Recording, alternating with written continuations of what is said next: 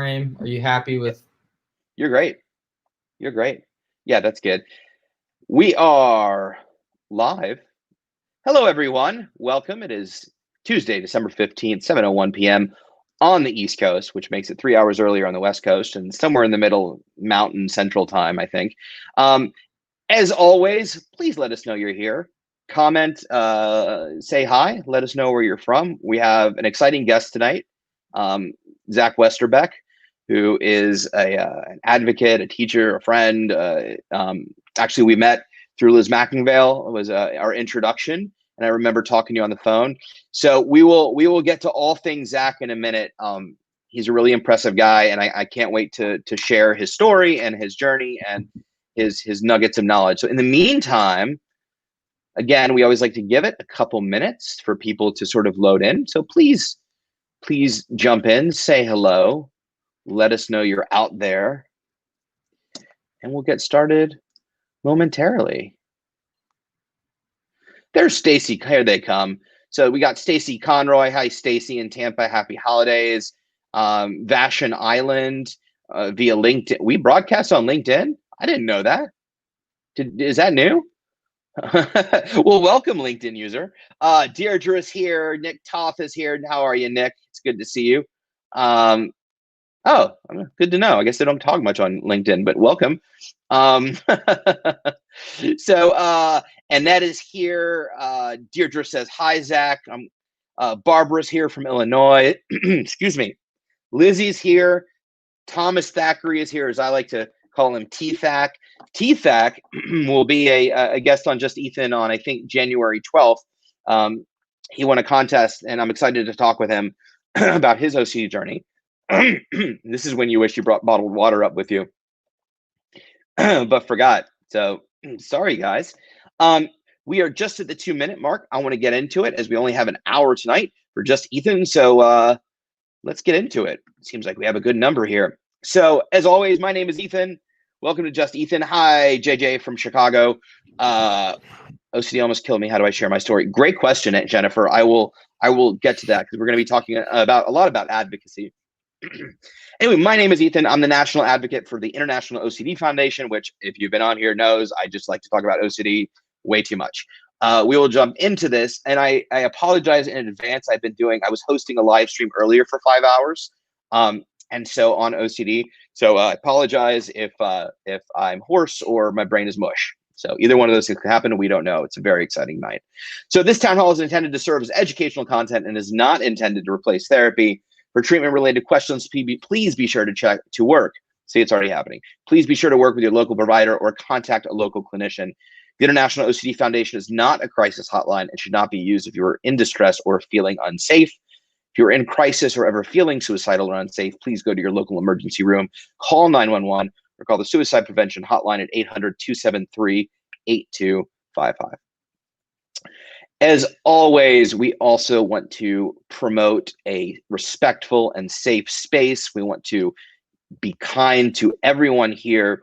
As we know, this is being recorded and will live onto the interwebs for at least half of eternity. With that in mind, though, we like to be honest and candid and support all of you, and you support us. So try to be compassionate and loving and kind and create as safe a space as possible so we can have an open and candid conversation. With that, and hi, Nikki. Nikki's our friend in Dublin. We always have to say hi to Nikki. Bad things happen if we don't say hi. And hello from India. Welcome, welcome. Thank you for joining us. So without further ado, I want to introduce, as you know, I only have very few guests on Just Ethan, but we're very excited to have special guest Zach Westerbeck. Zach is a mental health advocate, a national speaker, college success coach, and author of You're Not Alone,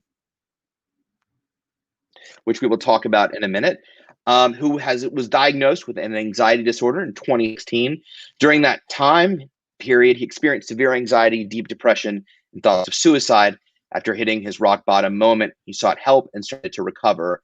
Through his recovery process, he became mental health first aid certified and now travels the country educating thousands of students on the fundamentals of mental health. With that, thank you, Zach, for being here. Yeah, thank you, Ethan, for having me. Seems like I'm over here reading the comments in the chat. Seems like a great community, a great group that you've built over here. So thank you for having me. Yeah, no, we have an incredible community, and we're very excited. Susan Boaz just joined. Hey, Susan.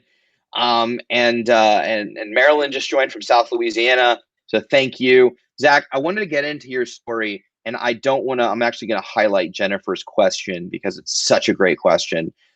So we'll actually get to that as always. And I do want to remind that we're going to open it up to Q&A at about 7:30. So get your questions ready. Go ahead and load them in. We do go in order most of the time, but we'll always try to get as many questions as we can. So Jennifer, stay tuned. That's a great question. With all of that, so Zach, obviously from your introduction, you talk about being diagnosed with an anxiety disorder in 2016. Before you were diagnosed, though, I want to hear a little bit about what your life was prior to diagnosis. So when did you first notice something was going on, and how did that manifest? And take us from that point forward. Yeah, absolutely. So for me, I grew up, I don't know if I was looking to see if we had any Midwesterners here, but I'm from Indianapolis, Indiana. That's where I grew up. And my childhood was largely, hi from Illinois. Great, Barbara. Great to hear from you. Love that. Well done, Jess. Well played. That was great. Love that. Great. So I, feel like I'm back at home, but I grew up with a loving family, mom, dad, and then one sister who I'm best friends with to this day. And I'm fortunate. Ethan and I were talking before going live that he was in LA for 8 years and now he's back in Georgia. Well, she's moving to LA, so we'll see how that goes in COVID times, but I'm excited to have her closer to me. And my childhood was largely comprised of, playing sports, hanging out with friends, and going to school. That was my childhood in a nutshell. And when I graduated from high school, I moved an hour north to West Lafayette, Indiana, to attend Purdue University, where I joined a fraternity. I wanted to be a part of a community. I was kind of looking for that next thing after sports and wanted some camaraderie, and was able to find that in the Greek community. So I'm a Sigma Chi, and then I graduated with a degree in economics. And so when I graduated from Purdue, I moved 10 hours south down to Raleigh, North Carolina. So not too far from Georgia. I think it is about 10 hours from Raleigh to Atlanta. But I was in the South and I was loving it. And I was a part of this early in career program. And it was a 2-year program that was going to basically bring in 30 to 40 kids from around the country to learn all things there was about Cisco. And for about the first 10 months, everything about the program was great. And so to your question, when I backtrack my journey with my own brain health, there were signs and symptoms that I was experiencing during my collegiate years that I wasn't fully in tune with, that I didn't fully understand what was going on. And I certainly hadn't felt the full magnitude of intrusive thoughts, anxiety, depression, and thoughts of suicide. And so I lived in West Lafayette. Nice. Love that. Yeah.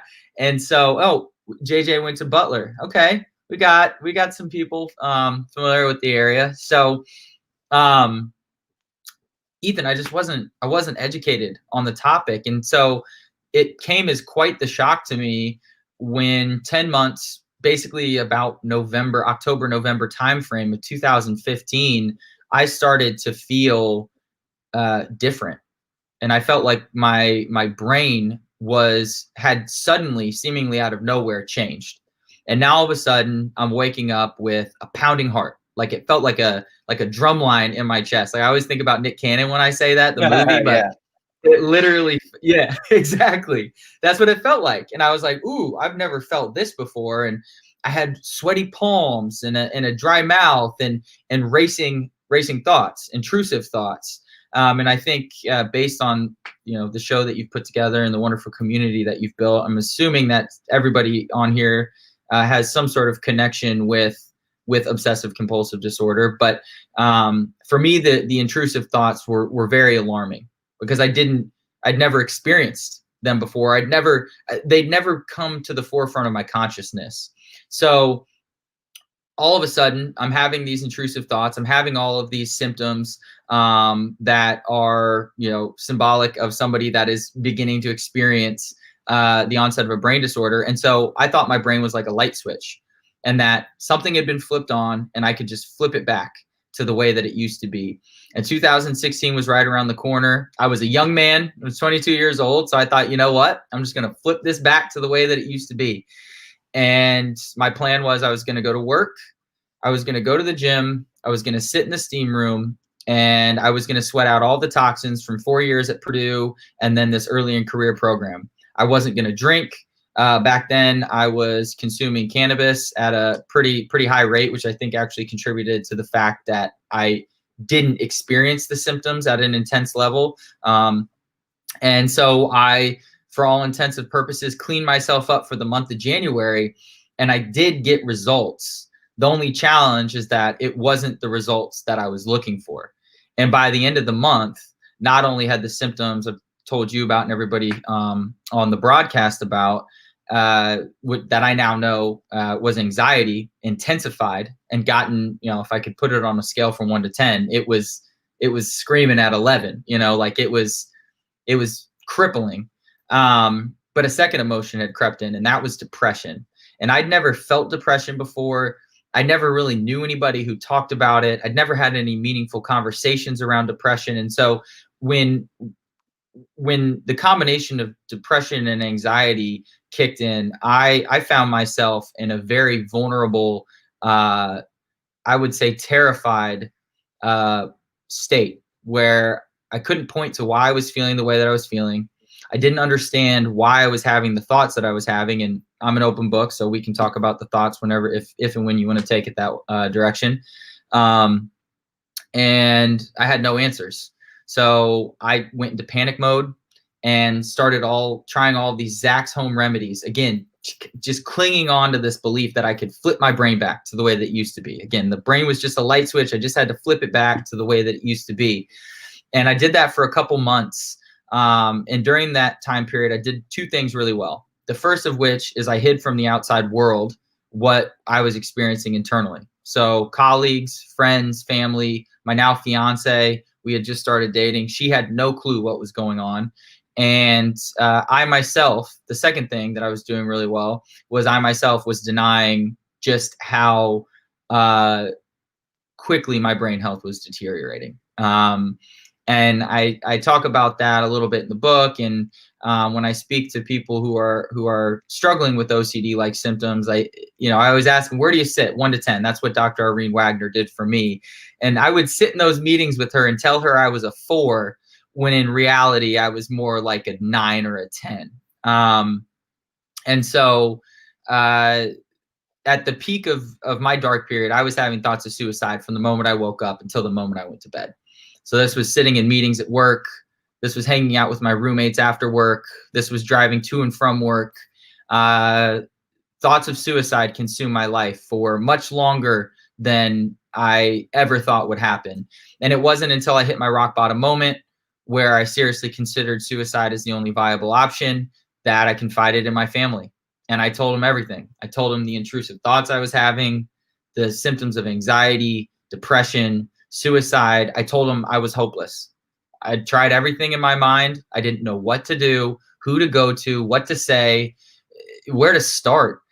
And a big reason why I've gotten into advocacy, and we can talk about that more in depth too, is just they did one really simple thing for me, and that was encourage me to seek help. They didn't know what was going on. They didn't have any great advice outside of, this is outside of our scope, and we think that you need to see somebody. And so I scheduled my first appointment the next day. That therapist isn't who I ended with, but I was eventually matched up with one of the best in this field, Dr. Irene Wagner, and eventually Dr. Abramowitz as well. And I received that diagnosis in late 2016 that I had obsessive compulsive disorder. There was no cure. There was no pill to take to cure myself, but there was ERP that I could utilize, talk therapy, exposure response prevention, to work to get my life back on track, and started that.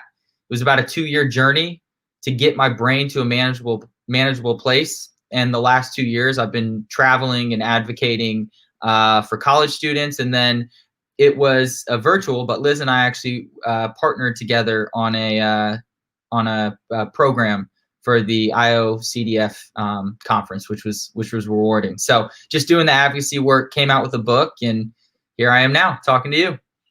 Thank you. And by Liz, he's referring to our other national advocate, Liz Mackingvale. So thank you for that insight. There's a lot to unpack there for sure, and there's a lot of great comments and questions, and a lot of people connecting with your story, Zach. We know that college and life milestones are triggers for that light switch to go off. I like the light switch analogy. I used to think that my brain was a light switch too, but it would flick on and off, and I felt like I had no control of what position it was going to be in from day to day, and which is why I was always scared to make commitments and whatnot, because one day I'd wake up and I had anxiety and I wasn't worried about anything. I'm like, oh, this is a good day, I can do stuff. And then the next day I'd be crippled and couldn't move, and I never knew what I was going to get. So every day felt like a total crap. And I had no control over how my brain was going to switch. And I described that to a therapist later on. And I said, well, when I'm not functioning, I'm well. And she's like, no, you're sick all the time. And I'm like, well, no, I'm not. I've done all this stuff. And then, it turns out, no, it never switched. It switched once. And then I was really, really sick. But in my mind, if I functioned, then I was well. I definitely want to dive more into this. A couple quick things. The first thing is, and I love talking, this ages me, but I love talking to younger folks. So let's see. So you're 26, 27? I'm 29 now. Okay. Not so bad. All right. Yeah. But just to give everyone a sense of hope. And I was reading the comments, especially Jennifer's comments down below about education and stigma-free society. And it's funny because I'll read her comments in a minute, but Jennifer asked what she can do to advocate, and then has been advocating the whole time on the comment thread. So great start. But I will tell you, and I mean that, Jennifer, so great start. You're already advocating. But I always find it fascinating, and I know this isn't the case. We know that the average time to get diagnosis and the proper treatment is somewhere between 10 and 17 years. And it took me exactly 17 years. What I do know, though, is when I talk to people in their 20s, and a lot of people I talk to have found help within 6 months to 2 years. 2 years is still 2 years too long.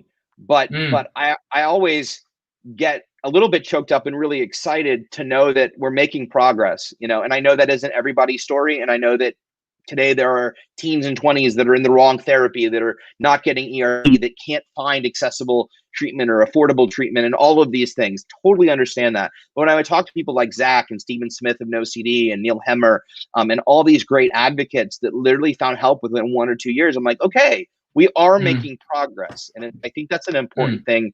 An important thing to note is when you look at the next generation, there is progression. However, anytime you're waiting is too long.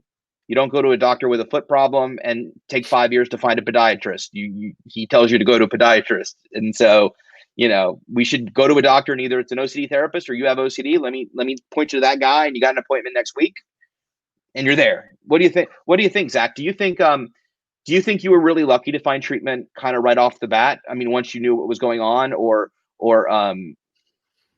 Absolutely, 100%. And to end up with, Dr. Wagner and Dr. Abramowitz, I was with two. It's funny because I've been to the conference now twice, and it was funny because even in the first meeting we had together, I told her that I was in this thing called Toastmasters. So for anybody who's unfamiliar, it's basically a speaking organization where you go and you learn how to refine your speaking skills. And I just fell into it on accident. I had a work colleague who was going, and he invited me, and it just kind of snowballed from there because I realized I enjoyed public speaking. So I told Dr. Irene that one of our meetings, and she goes, well, hey, maybe you'll speak at the conference. And funny enough, I go the first year, which I went in person, my first time going in person was in Austin, and to see her and him speak at the conference, I was like, wow. I just by a stroke of luck ended up being within a 30-minute drive of two of the better therapists for OCD. So I count my blessings every single day. And, in terms of how long it takes to actually find the right help, I think what happened for me, because it's interesting, you talked about it took, you said 17 years for you, and it feels like it took so much shorter for me. In reflecting on the symptoms that I was having, I started to have symptoms when I was 19 years old. I started to have intrusive thoughts when I was 19, but I was so heavily medicating myself and didn't realize it. Just thought that it was something I enjoyed. That I, and again, I can only speak from my own personal experience, but it almost dulled or numbed out the intrusive thoughts, which I think also made me unaware of the fact that I was actually underneath that feeling of being high from the cannabis, that I was actually dealing with anxiety. I hadn't felt depression yet. That is something I hadn't felt. But I did have underlying anxiety. I just wasn't aware of it. And it wasn't until I got into the working world and had to, clean myself up and be a business professional and take pride in my vocation that I realized, whoa, like there's this whole side underneath me. So I do think about that. I wonder what it would have been like if I would have been cognizant of my OCD-like symptoms in college. I think I would have had a much different experience. And the difference between 19 and 22, those every year when you're that age matters, right? Because you're constantly growing every year. Yeah, I connect. What made me kind of sit on the amount of time it took is when you talked about, the best thing you did is ask for help and having supportive people around you that wanted to find you help. And it was interesting because we talked to a lot of people, and I'm sure there's a lot of people on there that don't have that support from family and friends that are stigmatized in horrible ways. I know from my journey, my parents would do anything to find me help, but we couldn't find the right help. That's what really resonated with your story, was that, like, I was diagnosed at 14, but I didn't find ERP till I was 30. And it wasn't for lack of trying. Wow. We Googled best therapists in the area. And, I just talked about, I went to 10 different therapists before I'd even heard exposure response prevention. And that's partly to do that, I was born at a crappy time to have OCD. Like, I was in that void right there where it was like, it was just ERP was just up and coming and Prozac just came out. And a few lucky people got it. And so I'm so excited to see how far we've come. And that's also why I want to be talking about this as much as possible. If I just say the words ERP and people hear it, or ACT or any other type of modality, if people find this stream and then get to the IOCDF or other resources, then I've done my job. Like, if I just had access to something and been able to see it, because I had the diagnosis. Right. Nobody said what the treatment was, and they thought they were. Anyway, I could go off on that. So that makes total sense. There's so many more questions I want to ask you, but I have a feeling we're going to get to them in the questions, because people are loading up the comments, and there's some really good questions for you. So I'd love to dive in, and then I'll come back around if we don't get to some of the other things I'd like to ask you. So Jennifer at 7:03 p.m. wrote, "OCD almost killed me. How do I share my story?" We both relate to that. I'd start by saying, Jennifer, and yep, perfect. So I'll start by saying I was reading your comments, and you're already advocating. Everybody in this room that supports one another, that's advocacy, and that's sharing your story. That's right. So Thomas actually answered your question. Thomas wrote at 7:05 p.m. He said there are many outlets, IOCDF, otherwise. Ethan has tips, but for many of us, we just kind of started doing it, writing, interacting, sending in your story to post, etc. And that's the thing. And I want to let me ask Zach first. What did advocacy look like for you at the beginning? Because you're, and I can integrate this into your story. You were on track to do business economics and all this stuff, and you made a sharp left once you got better. So what did that journey look like? Well, I tell you what, and I think that a simple step for people to start advocating if they want, but they're not, and you made a great point, Ethan, around how everybody's already advocating for each other in here, just by posting in the group. But what actually ended up, and I traced back my thought process to why I ended up heading down this path, was I was in a boardroom at Cisco. We had a break. I was having a particularly tough day. The suicidal thoughts were very high. My brain was in a fog. I was feeling extremely depressed. And I went in a boardroom to catch a break. And for those of you who are tuning in, I haven't said what type of intrusive thoughts I've had. I've had many of them, but the ones that started were a fear of me being gay.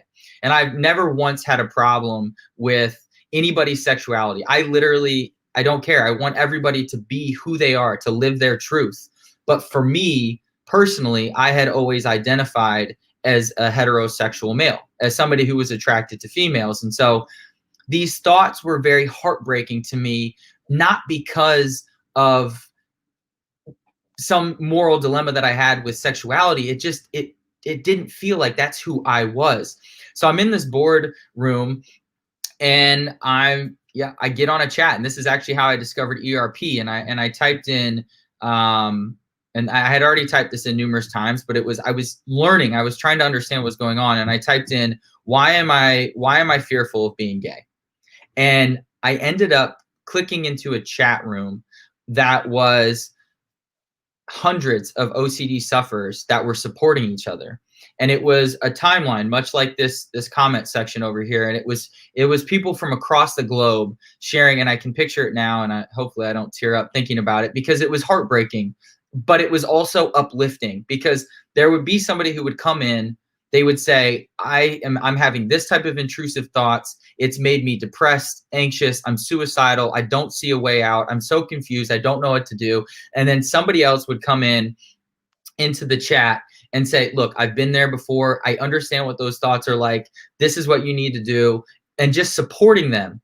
And in that moment, I realized this is bigger than just me. Because up until that point, I looked at everything as my burden. This is my burden. This is my thing that I'm dealing with. And this is my problem that nobody else understands. And that chat room unlocked a whole new thought process for me and made me realize there are millions of us across the globe. And it gives me chills, like you were saying, Ethan, that I can see somebody from India on here, somebody from the UK, then somebody from Indiana, somebody from Florida, somebody from, just people from around the globe, and the people that you're attracting, Ethan, with this group. Well, you can do the same thing to anybody who's on here in whatever way suits you best. I happen to have the gift of gab. So, and Ethan does too. I've seen Ethan speak. He's got the gift of gab. So to speak, in public feels natural to us. But if that's not who you are, but you would rather go into a chat room and support, do that. If you would rather write blog posts, do that. If you would rather create social media content, do that. But the most important thing that I would say is that before you jump into advocacy, make sure that you feel like you are in a place where you can support others, because at times you do. I know for me in my advocacy, I'll jump on phone calls with people. It's what I want to do. I want to help. And I've been coached up on that by many people in the community, saying you gotta create boundaries and protect your own brain health. But before you jump into advocacy, make sure that you've got a decent handle on where you're at, and you feel like you're in an emotionally stable state, and that you're not at your dark period. And although I will say that dreaming about one day becoming an advocate is what gave me meaning and pushed me through some of the hard times, there's no way that I could have advocated in 2016 and 2017 like what I'm doing now. So find the path that works best for you, but first get you right, and then progress in your advocacy. That's really well said, Zach. And I'll just add, as Aureen, his doctor, always says, you got to put your oxygen mask on first, right? That's she always uses the plane analogy, airplane, not just like the boring analogy. But I'm gonna piggyback on some of what Zach said. So advocacy is a very personal experience, and it can really, it's a lot like entrepreneurship. You can really make it whatever you want it to be, which is it's exciting and it's fun, right? At the same time, I agree with Zach. Now, I don't want you to think that because you're in a dark place or that you're struggling that you can't advocate, right?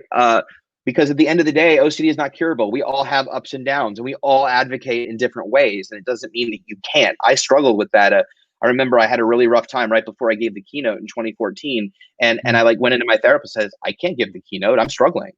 She's like, that's normal. I'm like, yeah, but I'll be, I'll have imposter syndrome. Like, I can't go there and tell people how I, kicked OCD's butt and literally struggling with OCD. But you'll know, right? You're in a place of maintenance and management where there are ebbs and flows. But to Zach's point, I've had the most impactful one-on-one conversations with people that have changed my life. I've changed their lives. It's just been completely supportive. And that's when I knew, like, just sharing your story with one other person is probably the most powerful advocacy you could do. It doesn't have to look like being on a big national stage like myself or Zach or Liz McIngvale, right? It can really be whatever you want to. Zach gave a lot of great examples, and Jess actually left some examples in the comment thread as well. You can join communities like Health Unlocked, where you can go on and support other people's in chat groups. You can submit blogs to the IOCDF. You can create your own platforms on YouTube or social media like Facebook groups. You know, I know so many people, and a 17-year-old actually asked down here about advocacy as well. I know so many amazing teens and early 20s that are on Instagram that have unbelievably cool Instagram accounts. Now, some of them are anonymous. They don't say their names. You know, we know who a great account is, a Penny for Your Intrusive Thoughts. We didn't know who it was for a long time. She's out now. But you can advocate in a variety of ways and not have to disclose who you are and still support your community, right? There's literally, and with social media, there's literally an infinite number of ways. But keep in mind, and Liz always talks about this, like, once your story's out there, it's out there, right? So, you know, you need to do a gut check. And advocacy doesn't mean that you should wait till advocacy feels comfortable, because in the beginning, it doesn't feel comfortable, especially diving into, even just last week, I was talking about stuff that I never talked about before. And it was really uncomfortable. So it's not about feeling comfortable or waiting for the right moment. But to Zach's point, you do want to make sure that you're in a place where you can support yourself before supporting others. But really, there's no right or wrong way to advocate. It's just how you want to express yourself, and go with something that you're passionate about. You know, Morgan and Molly, Not Alone Notes. They draw, they write, they love to write. They joined forces and they created letters and notes. You know, what are you passionate about, and can you translate that passion into advocacy? I think those are all great ways to start. Along with what Zach said, we pretty much said the same thing, just in two different ways. So, thank you, Zach. Great question. Hopefully they answered, at least gave you a start for all your advocacy. So I'm gonna scroll down here. There's some great questions, some great comments. As always, I encourage all of you to read through the comment thread, because a lot of people are being really, really supportive. I just want to make sure I'm not missing anything after Emily's. Okay, here we go. So at 7:13 p.m., Emily Z wrote, "Hi, I have severe OCD. Live alone at college. My family is not mindful about quarantining. It's making the idea of going home for Christmas seem so mentally exhausting. I don't want to disappoint my family, though." Zach, do you want to maybe give some thoughts on this? Yeah, and I saw this question. So, Emily, first off, I appreciate you sharing. I'm assuming you live alone at college, so you're still on campus then. This is a tough conversation. I was having this with my fiance today, and I think, Emily, you have to do what you think is the safest thing for you and your family, while also keeping in mind, you know, how is OCD playing a factor in your life at this current moment? So are you playing into compulsions because you have intrusive thoughts around fear of contamination? Are you genuinely concerned? It could be a combination of both. And then the other piece that comes to mind for me, and I'm kind of coming with this off the top of the head, but you know, have you had in-depth conversations with your parents? Like, do they understand your OCD and those symptoms and how they manifest themselves, and how that fear can feed just even the general fear that everybody feels around COVID-19. So those are some thoughts and some questions I have. Ethan, I don't know if there's anything that you would add. Jess, can we put Emily Z's comment at 7:19 p.m.? She actually wrote some follow-up details as well. She wrote, "Which is oddly enough triggering obsessive and intrusive thoughts about how they'll hate me if I can't go home and be in a risky environment for COVID because my OCD symptoms would just run rampant." That's at 7:19 p.m. 7:19 p.m. Just Emily Z. So yeah, perfect. Thank you. So that's sort of her follow-up. So, you know, I think Zach touched on some really important things. And this is something that the OCD community and all of us have it's been the challenge during this, which is, what isn't OCD related to COVID and what is? mean, the early conversation was like, how long do I wash my hands? There's 800 professionals telling me 800 different things. And I think really what this comes down to is your values. And it's hard to have this conversation because I don't know, Emily, if you've had therapy, if you're in therapy, what your therapy looks like, if you have education to OCD. If you don't, I know you said you have severe OCD and live alone at college. So I don't really know a lot of your background, and I'll give out some emails at the end so you can reach out to us after. And of course, anybody is welcome to do that. But with that being said, we want to look at two things. We want to look at what's value driven and what isn't. So there's the component, we want to separate it into two components. The first component is the legitimate health component of, are my parents following CDC guidelines? And if not, is that something that I'm comfortable with? Removing yourself from the OCD. And I realize it feels like you're fused with the OCD, but ultimately you want to remove yourself from the OCD. And yeah, that's a great, actually, I think Jess is going to post a really good website or a blog article about that. So that's number one. And the second thing is, try to identify whether the fear of going home is based in an OCD fear. And I don't like to get too involved in what's an OCD thought and what isn't an OCD thought, because that in itself can become very compulsive. But it's this but Zach absolutely touched on this, which is, are you avoiding going home because you're afraid you're going to engage in compulsions or be compulsive, or really it's going to exacerbate the crap out of OCD? Or are you genuinely afraid to go home because you just feel it's not a safe environment for you, or maybe you're afraid of your family? And I don't know that anyone can give you those answers, and they are going to be overlapping in terms of what's OCD and what isn't OCD. But at the end of the day, we want to make value-driven decisions. I will add, though, that we always have to keep in mind where you are in your OCD journey in terms of therapy. And sometimes doing a big exposure, like that could be a really intense exposure, might flood you, and it may not be healthy for you, even if it's value-driven. So there's a lot of things to keep in mind there. We probably threw a lot at you, but at the end of the day, you have to follow your values and determine, what makes the most sense, and being willing to be uncomfortable. Because the other side of what you're saying is, what if my parents are mad at me? And what if they upset and they don't understand? And that's something you have to be willing to deal with also, that uncertainty of how my parents are going to respond to this whole situation. So if you're in therapy or seeking a clinician, I would turn to them and bounce and process that, through them. If not, hopefully we gave you something to latch onto, and you can always feel free to email us. I don't know, Zach, if you had one other thing to add on that. No, I think even that last bit was excellent in terms of sitting in that uncertainty with your parents. I mean, I certainly think it's worth a conversation if they understand that you have a diagnosis of obsessive compulsive disorder. They're familiar with it. They're familiar with the compulsions, the intrusive thoughts, the fears, and letting them know where you're at. So maybe taking some time after this, like Ethan had talked about, and sit and maybe journal a little bit about what's value-based and what you think might be fear-based. Again, being cognizant of what now becomes compulsions and trying to split hairs, like he said, because there's going to be some overlap. But maybe having a conversation with your parents and then being able to still sit in that uncertainty, because you're still probably going to have some of those fears around upsetting them or letting them down, which is unfortunately just a part of having OCD. Absolutely. And Jess, if you want to post your comment about the COVID Resource Center on IOCDF.org, there you go. So Emily, please feel free to check that out. It's a great resource and maybe can help you. So thank you so much for that question. Appreciate it for sure. Just keep scrolling down here again. There's so many good comments. So Brooke at 7, and if I miss somebody's question, Zach apparently inspires lots of comments, which is a good thing. So Brooke at 7:20 p.m. writes, "Hi, I know someone who was exposed to COVID and isn't responding super responsibly. My OCD is giving me crazy intrusive thoughts about this. Advice?"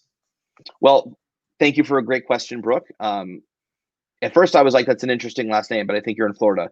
But maybe not. Maybe that is your last name. Either way, it's always interesting to me that no matter what the manifestation of the OCD is, we'll always come back to the treatment and the therapy, right? And that is, the advice is that embracing the uncertainty of the experience, right? I don't know if you're hanging around that person or you were around them and that triggered something, or whatever, but the reality is that, you're dealing with intrusive thoughts. You want to expose yourself to those thoughts. let them sit there, be there, not try to stop them or prevent them from thinking that. Experience the feelings that go with that, the anxiety, let the anxiety be there, and then move forward with your day in a value-driven decision. And just understand that, you know what, you don't have control over her. All you have control is over your own focus and behavior, and move forward. And again, it's all about the exposure response prevention and the treatment and therapy. Zach, thoughts? I mean, everything you said, I completely agree with. I mean, one thing that you could do is when you talk about those value-based decisions around COVID specifically, writing down your set of guidelines for how you're going to conduct your life. Is it you wear your mask when you're out in public and at the grocery store, and when you're back at home, you can take that off? Is it when you come home, you wash your hands for 30 seconds or 60 seconds, whatever you determine, and try to stick to those value-based decisions and be cognizant of when you're compulsing. The other thing that Ethan said is obviously learning to sit with and observe those intrusive thoughts and not have to feel like you need to do anything with them. So maybe having a thought that you need to wash your hands again when you just came home, you already washed them about a minute, you washed them for a minute. That was the value-based decision. That was the safe thing to do. And it's 2 minutes later and you're having those thoughts. Well, what if, choosing not to wash your hands because you already did. And you're living by those value-based decisions. The other thing that I'd like to add, and I'm a huge advocate for this, and Ethan, I don't know if you've heard me talk about this before, but I do, I'm a very firm believer in meditation, mindfulness as a really, really beneficial tool for OCD. I think it's one of the biggest reasons why, and I see some people in the comments section talking about relapse, and I'd love to talk about relapse because I think that we need to change our perspective on what relapse means. And Ethan and I have had some pretty fun talks about that. But it's a tool that has kept me in a really stable state. And it's also been a tool that I have intrusive thoughts every day, but I do believe that because of the meditation and the development of mindfulness and seeing thoughts come in and letting thoughts go rather than holding on to them or needing to do something with them, that's been wildly beneficial. So that's something I always talk about. I totally agree. Acceptance commitment therapy and dialectical behavioral therapy and mindfulness and meditation really, really changed my life and I continue to keep me in a manageable state. So thank you, Brooke, for a great question. I actually have a thing. As I was reading Brooke's question, I want to go further, but I think she's referring to some moral scrupulosity. Like, is it her fault for not helping her friend be responsible? Wow. Okay. I'm wondering if Yeah. that's what she was getting at, because she's seeing her friend act responsibly and like, I can't do anything about it. And what if her friend does something and gets somebody sick and it's my fault? I don't know. I could be totally wrong, but I started reading your comment and think that may be what you're hitting at. And the same rules apply. You don't have control over it. All you can do is control your own thoughts and behavior. But thank you, Brooke, for a great question. I don't know why I started talking like Elmer Fudd. At 7:20 p.m., Edu writes, and good to see you, Edu. Zach, I'm so similar. I was 23 in my worst point. Do you ever feel like you knew your obsessions were unrealistic, but the tiny possibility that weren't consumed your time and mental energy? Great question.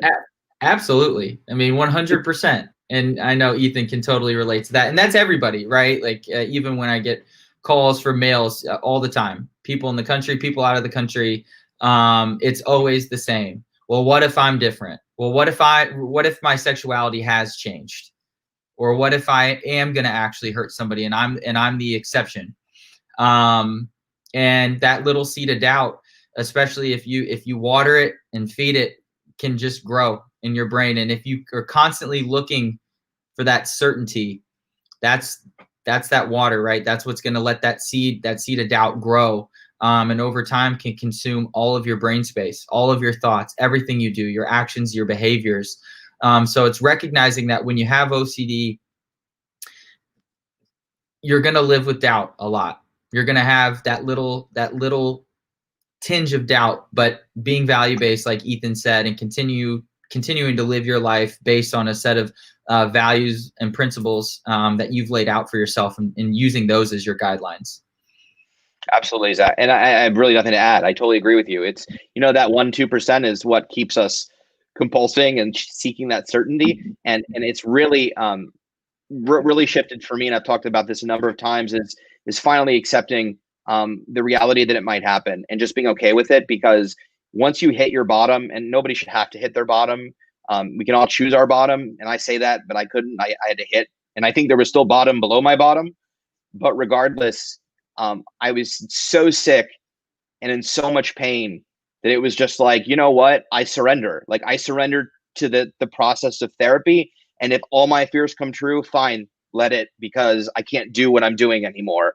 And it was just like, you know what? I'm just going to let that 1% happen, then so be it. It's going to happen, and I don't care anymore, because I can't do it this way anymore. And so really just letting the possibility of that fear be out there and being okay with that is a huge step.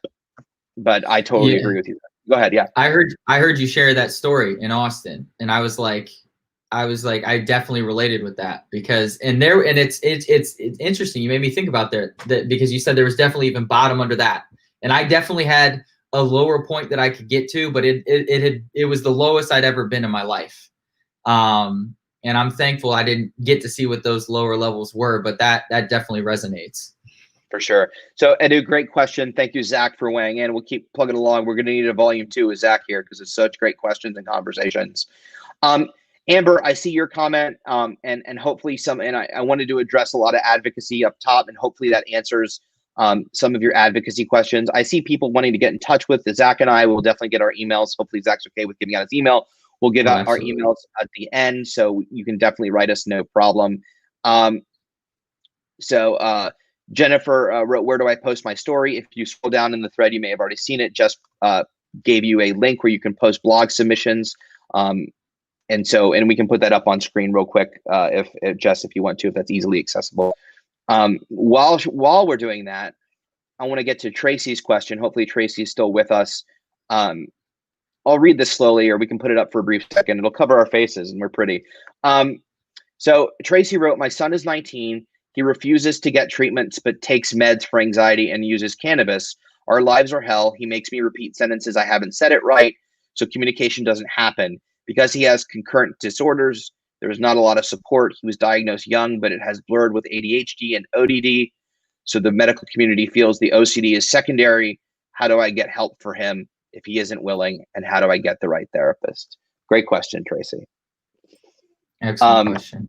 So Zach, if you feel good leading off, I can let you lead off. Then I definitely have some thoughts as well. Yeah. And I might need to see, because there was 2 parts to the question. Can we just pull it up one more time? I just want to see it real quick. I know it was blocking our faces. How do I get the, okay. So, and Ethan, I don't know, and you can take it back down if you want. So as a college success coach, I primarily work with students that are struggling with their academics or their social life, and they just happen to be also struggling with anxiety, depression. And so whoever works with me also has to be working with a therapist at the same time, because I'm not a therapist. I don't pretend to be a therapist. I work more on the lifestyle, behaviors, the mindset shifts, things like that. And I say that to say, I see with a lot of young men, the resistance to treatment and therapy. And when it comes to OCD, ERP, and Ethan talked about this, he was in so much pain. Well, ERP is painful, because you're essentially exposing yourself to the very thing that you're trying to avoid. And so there's a lot of individuals, in fact, a dear friend of mine, she's a wonderful person. She's one of the first people I actually found out had OCD in North Carolina, which made me feel less alone. She for the longest time was only taking antidepressants and cannabis because she didn't want to do ERP. She was doing normal therapy and then kind of numbing herself out, not to downplay the medication. It definitely has a part to play, but ERP is ultimately the most important thing. And it wasn't until she was exposed to enough conversations from me that she started to change her perspective on doing ERP, and she started to do it. And surprising, no surprise to us, but a big surprise to her, she got better. She's off the antidepressants. She's not smoking pot anymore. And that's because she doesn't feel the need to self-medicate. So I would say sometimes that age group responds to messaging from somebody else.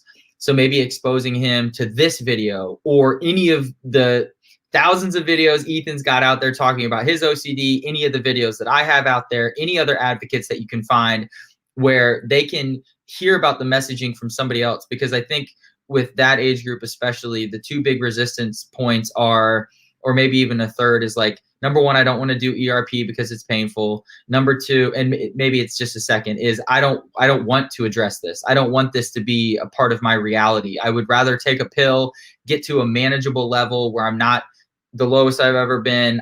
I'm not great, but I'm just somewhere in the middle, content, and just kind of float there. That's what I see with that age group a lot. Thank you, Zach. Tracy, I'll definitely win. I think that, you are not alone, first of all. Unfortunately, the situation we hear about thousands of times, and it's a really difficult situation to be in, because obviously your son is a legal adult. He can do what he wants. But what we don't realize is that in your case, I like to suggest, and all I do is, none of this information is my own. I just steal it from really smart people and pretend it's mine. But you should go to therapy. And by you going to therapy and finding a really amazing ERP therapist, it's going to do two things. One, it's going to take all your guesswork out of it, because parents want to guess and do the right thing, and I don't know. And there's a very specific way to handle and address issues. I'm going to guess that your son lives at home. I could be wrong. He probably does. And I'm going to guess that he has food that you provide for him, and he doesn't have bills, and probably doesn't have to worry about living life. And I know he's just 19. But my point is, there are systematic pressures that can slowly be applied. I'm not saying kick his ass on. I said, I don't know why I cursed, but kick his butt out on the street or anything like that. But what I am saying is, when you can talk to a therapist, you yourself talk to a therapist, one, you can learn about his OCD and educate yourself, and the ADHD as well. They'll be very well versed in both of those disorders. Number two, you can learn about how the cannabis reacts with the OCD, and so forth. Three, they'll teach you how to interact with your son in a way that doesn't make his OCD worse, because parenting is completely counterintuitive to exposure response provisioning. In no way saying that you're making your son sicker. I'm just saying that they're going to help you not enable, not reassure, and do things that are beneficial in your son's best interest. And in doing that, they'll start to do systematic pressure over the course of time with things like, and I'm not saying to do this now, I'm not a therapist, but I'm just giving you an example. For instance, if you're saying, he makes me repeat sentences, I haven't said it right, they may say, you can no longer say that to him. And when he asks you, you have to say, son, or whatever his name is, if I say this is going to make your OCD worse. I love you. I'm not interested in making you sicker, so I can't say it, and I'm sorry. And you move on, right? Because it's all about communication. So there's all those things where you can learn all these skills and tools to not only help yourself navigate this and regain some of your life, because your life, based on what you said, is about your son's OCD. It's not about you. And also hopefully start to help make changes around the house that will encourage him to go seek treatment. So that is my two thoughts on that. So thank you, Zach, for yours as well. And hopefully between the two of us, we gave you some information that'll be helpful. I'm going to scroll down here because, like I said, everybody's got so many great questions. We're wrapping up here in a minute. Kyle Bassard at 7:26 p.m. said, I've been having pretty severe thoughts and fears of going to jail. I think the hardest part of this obsession is that there aren't really any compulsions for me to do to minimize this anxiety. Any advice? Zach is in your wheelhouse, not the jail part. Yeah, go ahead. I actually used to have fears of going to jail because of some of the intrusive thoughts that I was having, that I would actually do, act on one of the thoughts I was having, and then I would end up in jail. And it's a pretty simple answer. It's not really anything too unique. I just did exposures around that. So I would write out scenarios in which that action happened. I went to jail, and then I'm guessing if you're anything like me, you've got this like worst case scenario that happens once you're in jail. For me, that was getting killed by other inmates. Sorry if I just put something in your head, but your brain was probably going to get there anyways. I would read that over and over and over again until I got tired of that. And then my brain would twist it just a little bit. And then I would do the exposure for that one. And that's just what I did. Yeah, I mean, a lot of, and also Kylie, I may have called you Kyle before. I apologize if I did that. So Kylie, I also would imagine, and again, I don't want to say things that aren't true, but many times we often compulse with intrusive thoughts in our minds, either by avoiding, replaying, trying to figure out. Rumination is a major compulsion, and so we may not be doing active physical compulsions. We are doing mental compulsions, which are taking up time and space and avoidance and all that stuff, right?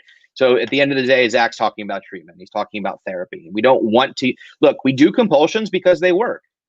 We do a compulsion because it relieves the anxiety, but it only relieves the anxiety for a certain amount of time before the thought circles back around and you do it all over again. And compulsions slowly start to diminish their ability to give you that break that you need to reduce that anxiety. It'll reduce it less and less over time and creates the vicious circle that so many of us have been are stuck in. So, compulsions aren't the answer. So, but I also want to let you know that, as Zach said, that's such a common symptom. I know so many people that are worried about that. What if I accidentally killed somebody? What if I poisoned somebody? What if I accidentally molested somebody? Jail. Like, I've had the same thoughts as well. So you're definitely not alone, but it's all about the treatment and the therapy. And so, there's a lot of amazing resources out there. This goes for anybody. I'm going to tack on, somebody has a question down the road, and I'm going to give Zach a minute to talk about his book.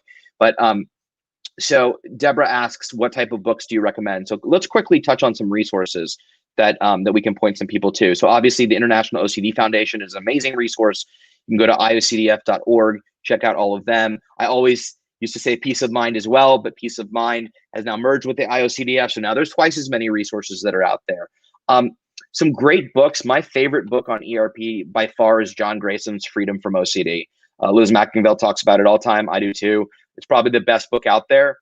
We'll try to put a link to it. But Dr. John Grayson's Freedom from OCD is my favorite.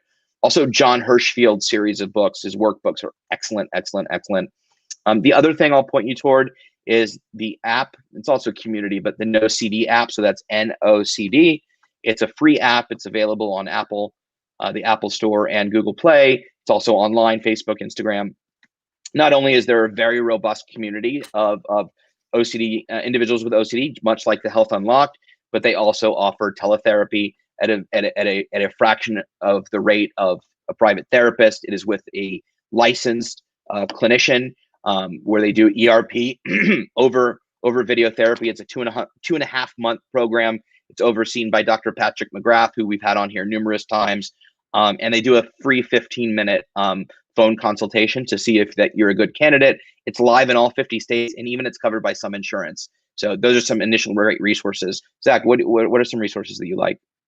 I'm going to throw a curveball out there because this actually came directly from Dr. Wagner, but I think the resources that you've provided are a great place to start. She actually encouraged me not to read books, and I bought 3, and I started one, and there was some, and I won't talk about the books because I don't want to deter people from buying them, but that were very triggering for me and actually caused me to spiral out until I saw Dr. Irene Wagner again. And basically what she said was, at the end of the day, use me as a resource to learn everything that you need to learn, but then don't over-educate and over-research, because that can be a compulsion in and of itself.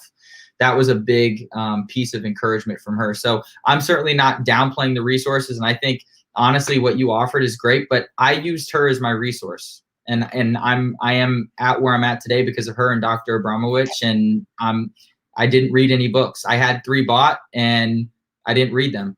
So. And that's a great, this is a great debate point, and I love that. I love that. The only addendum that I'll add to that is a lot of people can't access treatment, in which case they would have to do the ERP themselves, and that's where books can be helpful. And so I totally agree with what you're saying. And at the same time, if they can't access treatment for whatever reason, location, price, whatever, there are a couple books that are very good to turn to as well. But I totally agree with you. For you, that might have been a really good thing. So I agree. Real quick, we're out of time, but I do want to give you an opportunity. Please tell us a little bit about your book. You're Not Alone. Oh, sorry. I was I didn't mean to cut you off there. So I think one of the perfect. So I think one of the biggest things I want to say is that You're Not Alone is not an OCD specific book. It's not. So when you go into that book, I'm not going to teach you how to do ERP. I'm not going to break down the various types of intrusive thoughts. This book is a book that is primarily focused for 18 to 24-year-olds that are experiencing anxiety and depression, generally speaking. And it's really tailored towards that young group because that's when the majority of the onset of brain disorders occur. And it's all of the basic foundational information that I wish that I would have known around brain health, generally speaking. So understanding the signs and symptoms of anxiety and depression, understanding the lifestyle choices, the mindset shifts, the types of therapy that are available to take care of our brains. And then it really focuses on destigmatizing mental health for us personally. So beginning to advocate for ourselves, understanding that we're not weak, weird, or different for feeling these emotions. And I think that it's really foundational in that sense. It's meant to be a very simple read, and it's meant to be for that age group of young adults that are either beginning to experience these symptoms or haven't yet, but want some information to be prepared for that day when they do experience those symptoms. Great. So and so again, it is You're Not Alone. Jess put the book. It's available where all fine books are sold, but Jess put the link to the book in the comment thread. And actually, Amber wrote, I agree with Zach. I started reading book sites, anything that talked about OCD, it can create triggers. And for some like me, cause my OCD to adapt new compulsions. So again, it's a very individual process. And we always want to look at the whole picture before we make decisions. So with all of that, I encourage you to check out Zach's book. Also, this was an awesome conversation. You guys kicked butt in terms of comments and advocacy and really inspired some great conversation. And also Jess really kept up and put some amazing resources on here. So I encourage all of you to go through and read the comments and also check out the resources that she posted, because it's a gold mine, a treasure trove, if you will, of really good resources and things like that. We're out of time, but Zach, any final thoughts? You actually said it earlier and I loved it, and it's the title of my book, but I just want everybody on the call to know that whether it's you or a loved one in your life that's struggling with OCD or anxiety and depression, generally speaking, you're not alone. And that meaning is twofold. The first of which is you're not alone in the sense that there are millions of human beings across the planet that are experiencing the same symptoms as you are: anxiety, depression, thoughts of suicide. And that doesn't make you weird, weak, or different. It makes you human. And so that's the first thing I want everybody to know. And the second meaning to the title, You're Not Alone, is that, and Ethan's alluded to this, is that there are thousands of resources, people, advocates, psychologists, therapists, doctors that want to see you get well. So whether it's you or a loved one, encourage them to seek help, encourage them to utilize ERP, because it's ultimately what changed my life forever in the most positive way possible. So never delay seeking help. Always go to seek help, and just know you're not alone. That's awesome, Zach. And I actually want to add Nick Toth at 8:03 p.m. CB2 School by Kimberly Quinlan. That's also a fantastic resource. You can also follow Kimberly. Yep. If you can follow Kimberly Quinlan on Instagram. Her account is amazing, and she's always posting phenomenal information. So with all of that, first of all, I want to thank Zach for joining us today. I always want to thank you for spending your hour this evening with us. Just some housekeeping as always. So tomorrow, tomorrow at 12 p.m. Eastern, we have a Lunch and Learn with Dr. Liz. It's coping with holiday stress. And it's Kim Quinlan on there. So she will be on talking with Liz about coping with holiday stress. You can view that on Facebook and YouTube the same way you got to hear. And then next Tuesday, on the 22nd, we'll be starting a new series called Turning Points. It is volume 1, and it's talking about individuals that have sort of, were really sick with OCD and then made impressive recoveries and are doing well. Our first topic is me. And we're actually going, if you're sick of hearing about me, do not tune into this. You don't, just stay away, because but we're actually going to have my entire treatment team from when I was extremely ill. So all the people that you've heard me refer to through all my stories over the last 8 years are going to be joining us. I'll tell my story. They'll tell it from their perspective. But what's really cool is you'll be able to ask them questions.